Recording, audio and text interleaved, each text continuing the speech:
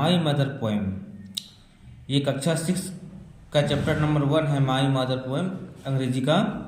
आप देखेंगे तो इस पोएम में माँ के बारे में, माँ की जो दया है, माँ का जो प्यार है, माँ का जो स्नेह है, उसके बारे में वर्णन किया गया है कि एक माँ अपने बच्चों के प्यार और अपने बच्चों के दर्द, दुख, परेशानी में किस तरह बेचैन हो जाती है, उसके लिए किस तरह उसके दिल में दर्द का भाव रहता है, मोहब्बत का भाव रहता है। उसी पे एक ये पोएम है। कहा, अब जब इसको रीड करते हैं, now read and enjoy this poem.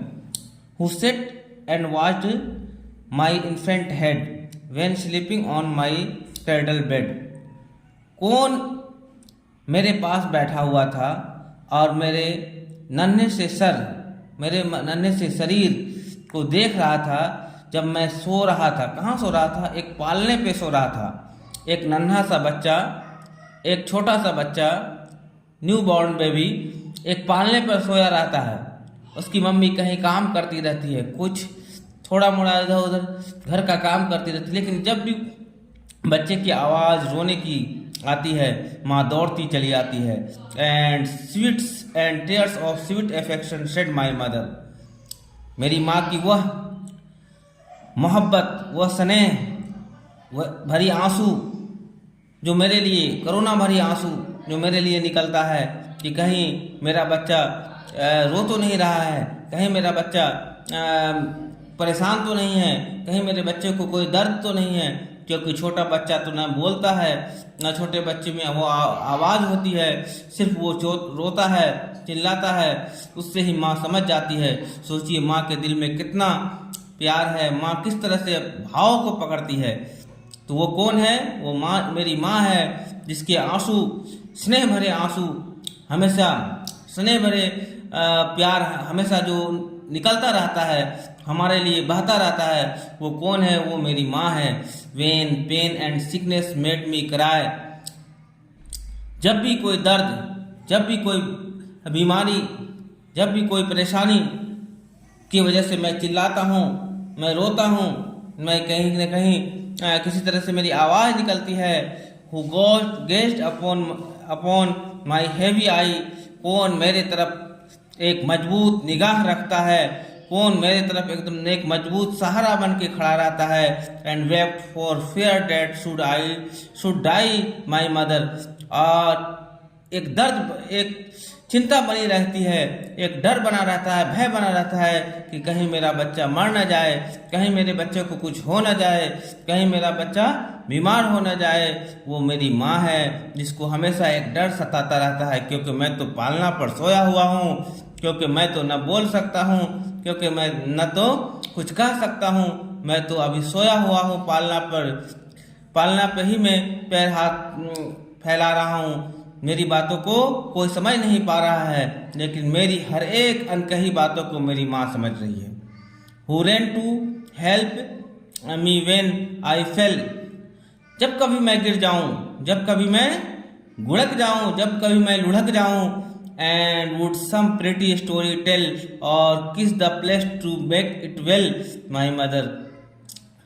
And छोटी मोटी कहानी, प्यारी प्यारी कहानी मेरी माँ मुझे सुनाती है। जब मैं कुछ बड़ा हो गया, कभी मैं गिर जाऊं, तो उस जगह को मेरी माँ चूमती है, चूम के कहती है चलो अब ये ठीक हो जाएगा, ठीक है, ये झट ठीक हो जाएगा।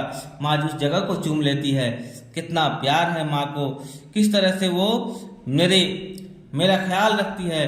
कभी कोई चोट लग जाए तो उस जगह को वो चूम के कहती है चलो अब ये ठीक हो जाएगा, कोई दिक्कत नहीं है।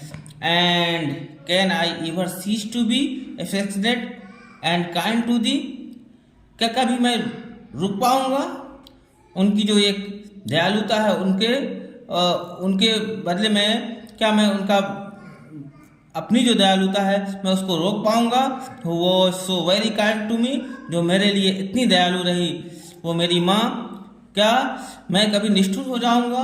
क्या मैं कभी पत्थर दिल हो जाऊंगा कि मैं अपनी माँ के जिस तरह से उन्होंने मुझे प्यार किया मैं उसको न देखूं, मैं उसका ख्याल न रखूं, मैं निष्ठुर हो जाऊं? क्या ऐसा भी दिन आएगा? ऐसा ये बच्चा कहता है कि ऐसा कभी हो सकता है कि मैं निष्ठुर हो जाऊं, कभी मैं अपनी माँ का ख्याल ना रख पाऊं? Oh, no thought, thou thought I cannot bear, and if God please my life. नहीं, ऐसा कभी नहीं हो सकता, ऐसी तो विचार भी नहीं मेरे जीवन में आ सकती, मेरी जिंदगी में. And if God please my life to spare, I hope I shall reward thy care my mother. अगर मेरी जिंदगी बची, मेरी जिंदगी सलामत रही, तो मैं इसका रिवार्ड, मैं इसका बदला जरूर दूंगा. मैं अपनी माँ को, मैं अपने मम्मी को कभी दुखी नहीं होने दूंगा, मैं उसका सहारा बनूंगा. When thou art old, feeble and grey, जब वो कमजोर हो जाएगी, है ना, वो मजबूर हो जाएगी, वो बुढ़ापे की तरफ आएगी. My healthy arm shall be the stay. मेरी जो मजबूत बाहें हैं, मेरी जो मजबूत भुजाएं हैं, मेरी जो मजबूत शरीर होगी. And I shall soothe the pains away my mother, और मैं अपनी मम्मी के दर्द को, दुख को कम करूंगा, उनकी परेशानियों को कम करूंगा, उनकी ज़िंदगी में जो दर्द होगा, उनको दुख होगा, उसको कम करूंगा. ये मेरी प्रयास रहेगी अगर मेरी ज़िंदगी सलामत रही. इस कविता को एन टेलर ने लिखा था. और ग्लोसरी एंड नोट्स में देखें तो वास्ट का मतलब निहारती थी. इन्फेंट, बच्चा, शिशु, छोटे बच्चे को इन्फेंट कहा जाता है. क्रेडल का मतलब आप जानते ही हैं, पालना होता है. सिकनेस, बीमारी. गेज, ताकना. प्रिटी, सुंदर. स्टोरी, सुंदर. प्लीज, सीज, बंद करना. बेयर, सहना. स्पियर, बचना.